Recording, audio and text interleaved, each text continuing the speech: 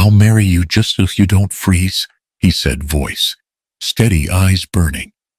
Then he kissed her, like it was the only truth he had left. She came to his cabin with snow in her hair. He wasn't a hero. Not anymore. But when the law came writing, he chose her. Not because it was safe, not because it was smart, but because some warmth is worth the fire it costs. And some kisses are meant to rewrite everything that came before. Now let me take you back to the day she knocked on his door with winter at her heels and history in her eyes. The last time James Cutter let someone knock and wait at his door, they froze before he opened it. He heard at first a faint rapping on the wood, just loud enough to stir him from sleep. The cabin was cold, the kind of cold that seeped into the soul, but the knock was softer, human. Through the haze of waking, James put one boot on, then the other. He pulled back the rough pine board of the door and peered out into the storm. 3 figures stood on the creaking steps, a woman small against the gray swirl of wind, clutching 2 children. Snow clung to her coat and shoulders, ice forming on the brim of her hat and in the children's hair. They hung there like driftwood, newly unearthed. Behind them, the world was a blur of white. Tess felt her legs buckle. She wrapped her arms tighter around Eli and Ruthie, whispering encouragement neither child could hear above the howl of the wind. In the flicker of the cabin's lamplight, James pressed his palm against the doorframe, his hand shaking with some old memory of failure. "He's the man from Helena, Ruthie," Eli whispered, breath clouding in the air. "The one who didn't lie." At the soft sound of that name, James's heart tightened. Helena had fallen silent 3 months ago, its church ablaze, its people ready to cast blame. One woman stood alone, silent as the snow, and James had been the only one who believed her. Now here she was, on his doorstep. Why her? Why now? He stepped back and yanked the door open fully, the wind slamming it against the wall with a crack. Tess stumbled forward, hitting the threshold. Her face was pale, eyes filled with desperate hope. Ruthie tucked her head against her mother's side. Eli stared at James. James didn't say anything. He just lifted her by the arm and guided them inside, letting the door slam shut against the storm. The cabin was small, 2 rooms, a bed loft, and a stubborn little hearth that tried its best to push warmth across the floor. Tess looked down at her children, stiff and shivering, and then back at James. She didn't ask for firewood or food. She simply stood with wet hair-soaked mittens and a broken look in her eyes. James broke the silence first. He hung her wet coat on the peg by the door. He unpacked the children, guiding them gently toward the hearth. The fire sputtered, but it started to fill the room with soft golden heat.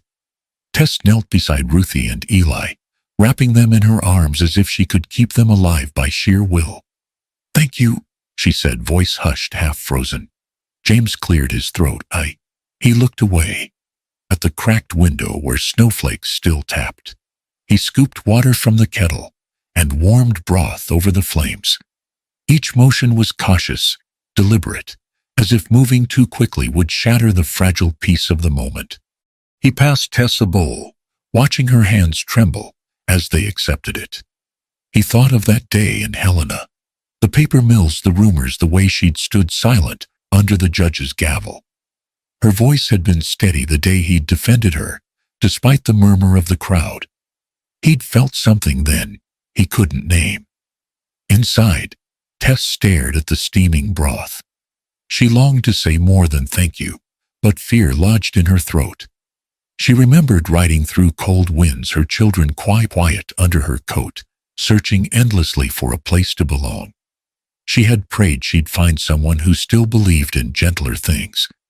James sat on a worn wooden chair. He watched Tess feed the children a spoonful at a time. Fire crackled. Snow sealed the world outside from the world inside. The silence was heavy but not cruel, it was expectant. He should have closed the door sooner. He should have asked why she came. But he couldn't. Not yet. Tess's thoughts drifted. This wasn't the grand rescue she once dreamt of. No hero riding down the mountain with outstretched arms. Just a man who let her in, silent and wary but present. It was enough for now. Eli nodded off, head against Tess's shoulder. Ruthie's eyes fluttered as sleep tugged at her lids. Tess looked at James, who was staring into the fire, as if seeking forgiveness. Why? Why trust me? She finally asked. James's voice was quiet, warned. Because someone ought to. Tess blinked. It was neither an accusation nor a comfort. It was all that stood between her and the freezing darkness outside. Tension pulsed between them, unspoken, unfathomable. Tess had come for warmth. Not just warmth of fire, but the warmth of safety. And James had let her in. For both the night stretched long, a threshold between the past that hurt and a future that might heal. If this tale pulled you into the snowstorm, made you feel the warmth of the hearth, or left you wondering what happens next, hit subscribe. There is more to come, more hidden pasts, quiet kisses and choices that echo like footsteps in the snow. Out here in the Wild West, love doesn't shout, it stays. And neither should you miss a single chapter. Subscribe now and saddle up for the rest of the journey. Tess woke to silence, the kind that felt too heavy for morning. Her eyes pinned to a low-lit room, walls the color of dry pine, and a wood floor worn down smooth in the center. Her hands instinctively reached for the children. Ruthie was curled up against her side, a soft snore escaping her nose, while Eli lay flat on his back, nearby, arms folded across his chest like a soldier on guard. She rose slowly, careful not to disturb them, the stiff chill in her limbs reminding her that warmth here was temporary, borrowed. Across the cabin, the hearth still glowed faintly. A fire had been tended through the night. There was no sign of the man. On the table lay a folded blanket, a clean cloth, and next to the hearth, a small revolver oiled and resting on a wooden chair. A note beneath it, scrawled in a hand as plain as the man himself. Back before noon. Took the mare. Left the fire ready. Tess stared at the gun for a long moment. Then she picked it up and tucked it beside the hearth, where Ruthie wouldn't reach. She didn't like the idea of him leaving it out, but some part of her understood it. Trust in a place like this came wrapped in practicality. The floorboards creaked behind her. Eli stood barefoot, rubbing his eyes and holding the old slate from his rucksack. "Can I show Ruthie how to write her name?" he asked. She nodded, her throat still raw. "Yes, baby. That's a good idea." While she cleaned a dented tin cup and fetched what water was left in the kettle, Eli sat cross-legged by the fire, drawing letters in chalk, patiently whispering the sounds. Tess watched them, her arms folded, warmth building slowly in her chest. She had taught Eli his letters back in Helena before everything burned, before the whispers started, before eyes followed her through the market like smoke through a house. Back then, he'd asked to read signs in every window. Now he taught his sister, who didn't yet know how much had been lost. She turned to reach for another cup and froze. On the wall above the table hung a framed daguerreotype, the kind only folks with money or sentimentality ever bothered to make. Two people, a younger James, clean-shaven, straighter-shouldered, and a woman. She was pretty, with a smile so faint it looked painted on after the fact. Tess didn't need to ask who she was. The look in James's eyes, even in still silver, said enough. And something in the woman's expression made her wary. She didn't know why, only that there was distance in the way the couple stood despite their closeness. She didn't linger on it, just reached for the rag and began wiping down the table, each stroke steady and deliberate. She wasn't afraid of ghosts, but she didn't want to stir them either. The door opened a few minutes later, with the familiar crunch of boots on snow. Cold air spilled into the cabin, biting her ankles before James kicked it shut behind him. He didn't speak. He carried two rabbits tied together at the legs, frost still clinging to their fur. He dropped them onto the table and glanced once at the children, before meeting Tess's gaze. Caught him up by the ridge, he said. She nodded, wiping her hands on her skirt. Thank you. James unwrapped his scarf, hanging it near the fire. Tess watched as he moved, still quiet, still measured. But there was something slower about him now. Not tired, just dulled. He's quieter than I remember, she thought. Like the cold carved something out of him. She didn't know what had happened to the man who once spoke up for her and Helena, just once, in front of the wrong people. He hadn't said much, just 4 words in the street when she was being surrounded with accusations. She didn't do it. Then he'd walked away before anyone could ask him more. Now, here he was again, letting her and her children share his roof, his heat, his food. And still no questions. James caught her staring and blinked once. Not defensive, not guiled, just watching back like she was some strange creature he wasn't sure would stay. You teach? He asked, gesturing to Eli. I did, Tess answered. Till folks decided I shouldn't. James nodded once, not pressing. He cleaned the rabbits with a sharpness that came from habit, not cruelty. The sound of knife on bone filled the room in brief, efficient rhythm. Ruthie approached him quietly, clutching the slate. I wrote my R, she said proudly. James looked at the mark, more of a crooked horseshoe than a letter, but he smiled. That you did, he said. Tess watched the exchange, a strange tenderness blooming under her ribs. It felt too fragile to hold. She turned away, back to the sink basin, back to the dishcloth. Anything to steady her hands. Behind her, Eli spoke. I remember you. From Helena. James didn't reply right away. Yeah, you stood up when nobody else did. James's hands stilled on the rabbit. For a moment, the only sound was the pop of firewood, splitting under heat. Tess didn't turn. She let the silence stretch, let the memory hang in the air like steam off a winter creek. James cleared his throat. Didn't change much. No, Tess said softly, her back still to him. But I remembered it. The kettle hissed softly, steam rising like a ghost above the iron lip. Tess sat near the hearth, shelling dry beans into a tin bowl, while Ruthie drew patterns in the ash with her fingertip. James was outside splitting wood. The steady rhythm of his axe echoed through the stillness, like a clock counting down something she couldn't name. She hadn't planned on telling the story. Not here, not now. But the silence had grown too heavy. Like if she didn't speak, it would calcify around her ribcage. I didn't set the fire, she said. Eli looked up from the corner where he was whittling a thin stick into something vaguely horse-shaped. I know, he said quietly. But Tess wasn't speaking to the boy this time. She stared at the fire, like it might judge her too. It started in the back of the church, she continued. Late September. I was locking up after the schoolhouse let out. Someone said they saw me last. That I had gone back in after hours. I had, but only to gather lesson plans. When I left, everything was fine.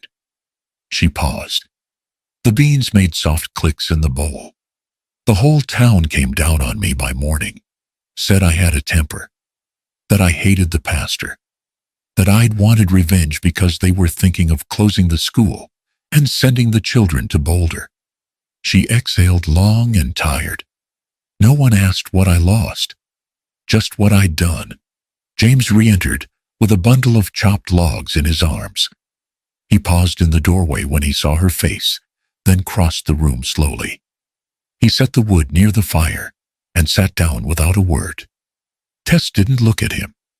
Their mother, Eli, and Ruthie's, was inside when it happened, cleaning linens for the harvest service. No one got to her in time. She and I, we weren't close, but her throat caught. When no one came to claim the children, I took them. Ruthie had stopped drawing. She was watching her mother now, brow furrowed. Eli, too, was still, the knife motionless in his lap. I thought I could take them somewhere better, Tess said, voice barely above a whisper. Start over. But every town had another mouth that already heard the rumors. Doors closed faster than I could knock. She finally turned toward James. So I came here. His jaw was clenched. He'd gone still as the logs stacked beside him. It wasn't the story that stunned him. It was the fact that she didn't know. She couldn't know. He'd been there that night. Not inside the church, but just beyond the corner, walking Nora home from the market. She'd forgotten her knitting bag, said she left it in the front pew. He waited outside, lantern dim, to preserve oil. 20 minutes passed, then smoke fast and thick. He never told anyone he saw her come out. The side door, face, red hair, wild, whispering, "I was never here." She shoved the bag into his hands. By the time the bell tower caved, he had already started forgetting what she said. Nora, his wife then. His mistake since. "I came here," Tess said again, "because you were the only one who didn't look at me like I was already guilty." James didn't speak. The fire popped in the hearth. Outside wind rattled the edge of the roof. Tess watched him, eyes steady, no tears. Just the ache of someone too tired to lie anymore. James rose slowly, went to the stovetop and poured 2 cups of water from the kettle. He set one beside her, hands rougher than they looked. "You ever miss it?" he asked. "Teaching?" She hesitated. "Yes. But I miss being believed more." James nodded once, but didn't meet her eyes. Later, after the children were in their quilts and the fair had faded to embers, Tess stood by the window, arms wrapped tight around herself. The snow had started again, keep still and unhurried. James sat at the table, oiling his knife, moving slower than usual. "She didn't mean to hurt anyone," he said suddenly. Tess turned. Who? James didn't answer. He only stared at the blade, at his own reflection, bent and warped in the steel. She thought, I don't know what she thought, that it would scare them, make them take her seriously. Maybe she meant to put it out, but the wind caught. Flames don't care why you lit them. Tess's eyes narrowed. She crossed the room quietly and sat across from him. "You're talking about Nora." He nodded once, didn't look up. She set the fire. James's hands stilled. He laid the knife down. "I saw her come out the side door. Saw the smoke on her dress." The silence afterward was loud. Tess stared at him, not with anger, but something keyed her. Something that settled like frost behind her eyes. "You let me stand in that town alone," she said. "You watched me fall." James swallowed. I didn't know what she meant to do. I didn't. I thought I could stay out of it, that it would pass. And it didn't. No. The room held still. Even the fire seemed to wait. Tess closed her eyes, then opened them. "Why tell me now?" James looked up at last, and there was something in his eyes she hadn't seen before, shame, real and bare. "Because you deserve to hear it from someone who saw. Because I'm tired of being quiet when it matters." Tess didn't answer. She just reached for the tin cup beside her, sipped the now cold water, and set it down again. Then she stood and walked back to the children. James sat in the dim alone, with the knife, the guilt, and the woman, who hadn't slammed the door behind her. The knock came just before noon. 3 slow raps, deliberate and patient, like someone who knew what fear sounded like, from the other side of a door. James froze halfway to the stove. Tess was by the hearth, sorting through Ruthie's mended dress. She looked up sharply. The children stilled without being told. That kind of silence only comes from knowing danger is close. James moved to the door but didn't open it. Instead, he peeked through the slat cut in the wall. A man sat atop a dun-colored horse dust, settled into the folds of his long coat. Star pinned on his chest. Deputy Harmon Griggs. James cursed under his breath, then turned to Tess. "Take the kids. Go." Her breath caught. Where? He pointed toward the pantry. "There's a trap door, behind the flour sacks. It opens into the crawl space. Take a blanket, stay quiet." She didn't argue, just scooped up Ruthie, pulled Eli by the arm, and disappeared. By the time James opened the door, the snow had melted into a gray slush along the edges of the porch. Harmon sat with his hat low, expression unreadable. Afternoon, Cutter. James nodded once. Deputy. Strange weather, Harmon said. Too warm for February. Snow's softening. Tracks hold longer than they should. James stepped onto the porch. That a fact? The deputy looked past him, scanning the quiet homestead. You get many visitors out this way? No, James said flatly. Harmon shifted in his saddle. You hear about that fire down in Helena? A woman said it. Ran off with a couple kids. James met his gaze evenly. I heard what folks said. Doesn't make it truth. Still, Harmon said, drawing the word out. That kind of woman trouble follows her. Some folks say she had help. James said nothing. Harmon leaned forward. Just keep your eyes open, Cutter. Snow's melting, like I said. Harder to hide what's under it. He turned the reins, clicked his tongue, and rode off slow. Not in a rush, like he expected to return. James waited until the man was a blur between the trees, then closed the door, bolted it, and went to the pantry. He pushed aside the sacks, lifted the panel. Tess crawled out, first covered in dust. Ruthie clinging to her back. Eli behind them. Her cheeks were flushed, but not from the cold. You can't keep doing this, she said. James wiped his hands on a rag. Doing what? Risking your life for me. James didn't answer, just stared at her for a long, steady moment. The kind of look that weighed everything she'd said and everything she hadn't. Tess brushed dirt from Ruthie's hair. I should go. No, James said. She straightened. If he comes back, if someone else comes, you step outside. You'll freeze, he said, cutting her off. She stilled. James crossed the room, pulled an old coat from the peg by the door, held it out. Take this. She looked at the coat, then at him. That's not the point. He stepped closer, his voice low. So I'll marry you, just so you don't freeze. Tess blinked. James didn't smile, didn't shift his weight or fidget. He just stood there, coat in one hand, heart in the other. Marry me so I can keep you here, he said. So nobody can question it. So no lawman gets to take you from under my roof. He let the silence breathe. But I'll kiss you, he added softer now, because I mean it. The cabin didn't move. The wind outside stopped, like it was listening. Tess stepped forward, took the coat, didn't put it on. Her hands shook just barely. Then she looked up at him, eyes open clear. I never asked to be saved, she said. I know. She swallowed.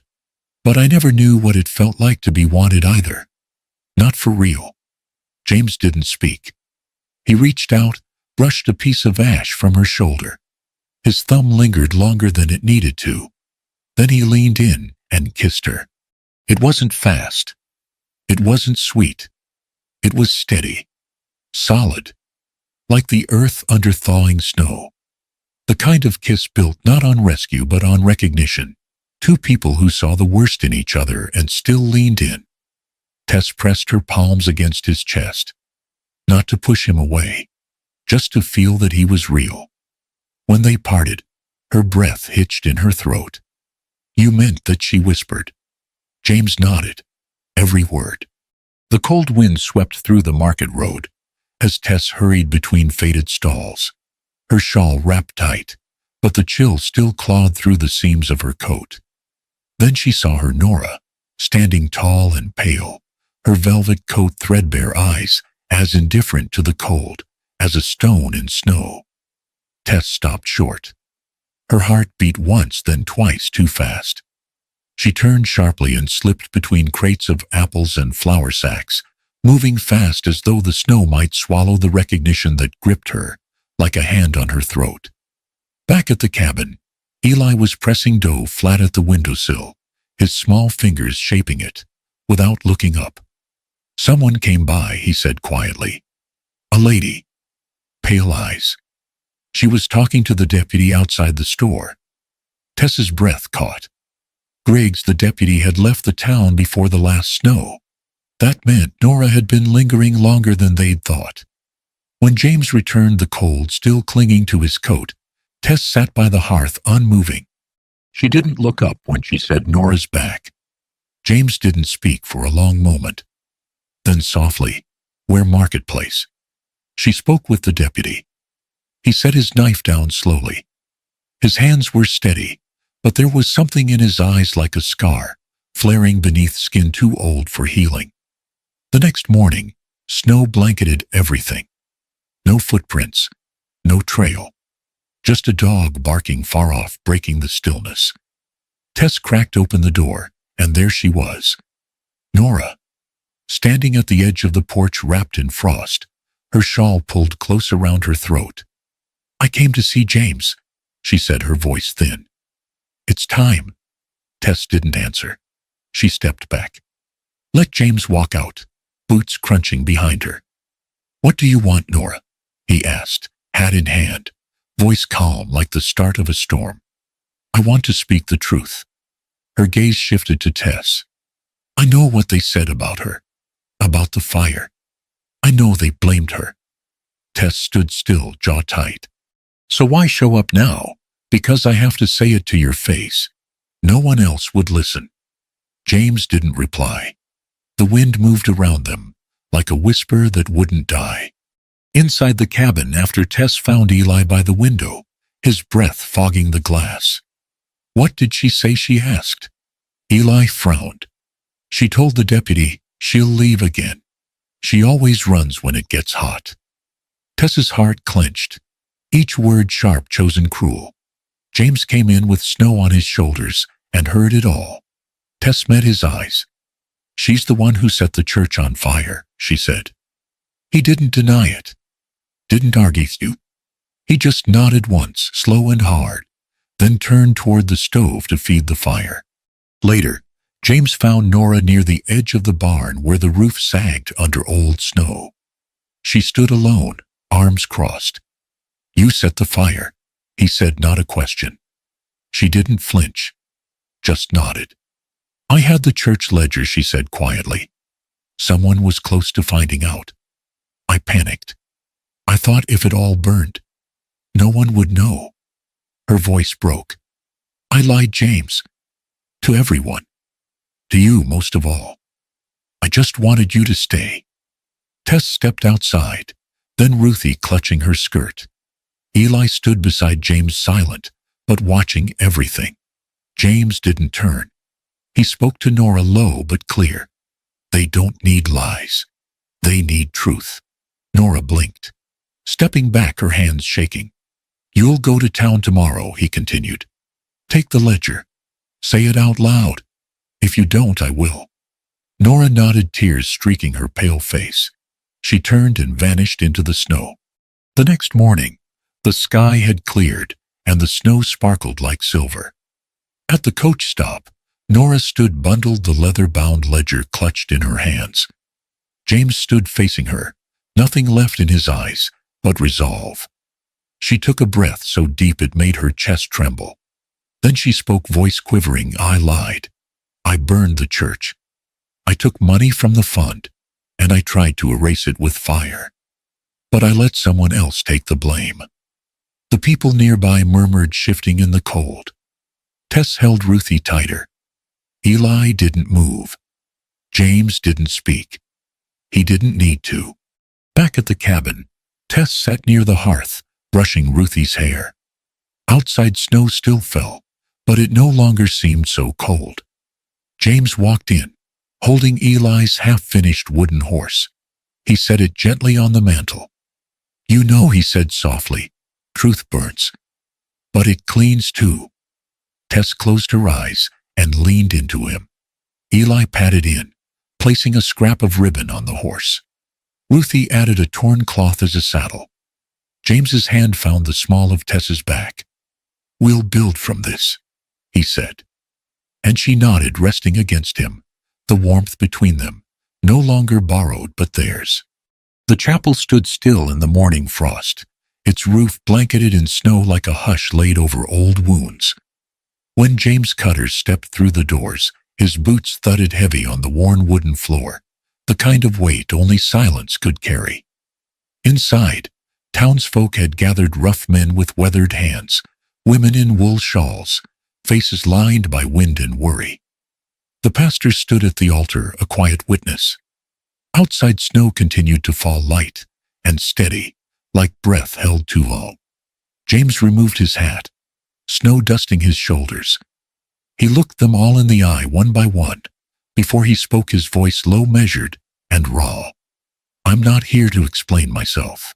I'm here to say what I should have said a long time ago." Behind him stood Tess, Ruthie's small fingers curled in hers, and Eli at James's side, shoulders set like a boy who'd seen too much too early. "It wasn't her," James said, letting the words settle like coals into ash. "She didn't set the church on fire."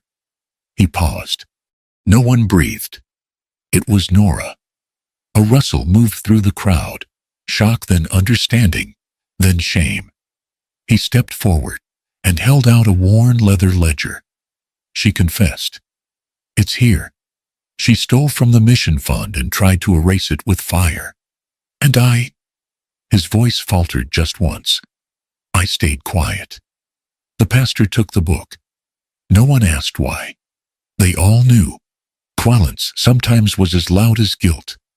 Outside, the world looked the same, snow, sky, silence.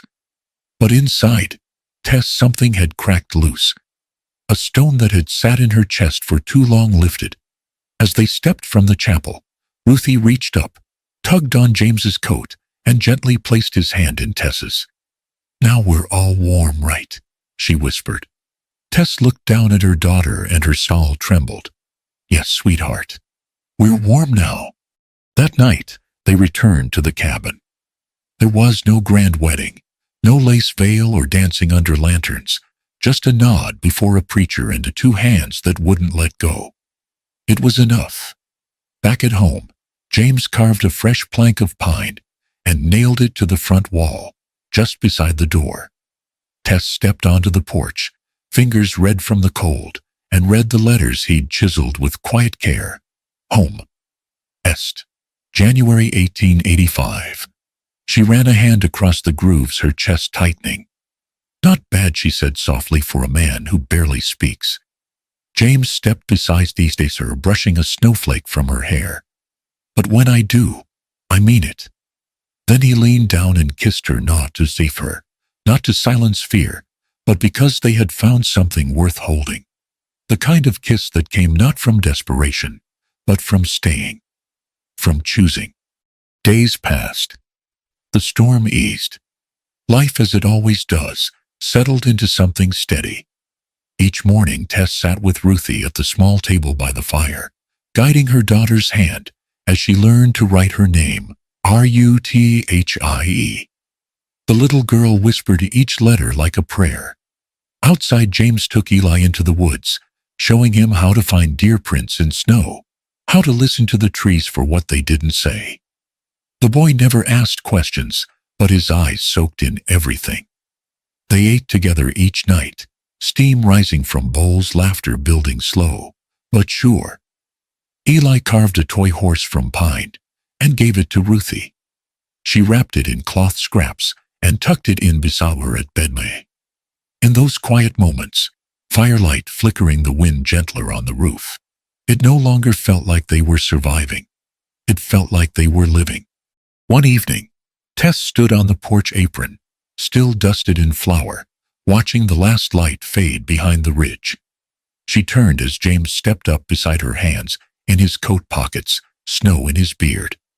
"You think we'll keep it?" she asked. "This piece?" James didn't rush to answer. He looked out toward the pines, then down at her. "If we keep the fire," he said, "the house stays warm." Tess smiled and leaned into him, her head on his shoulder. No more running, no more proving. Just them against the world if they had to be, but no longer alone. The cabin behind them glowed amber from the hearth. Inside, Ruthie slept curled up with her slate board. Eli snored gently in the loft, the wooden horse tucked by his bosom. And just beside the door, the sign hung still, the carving deep and certain, home.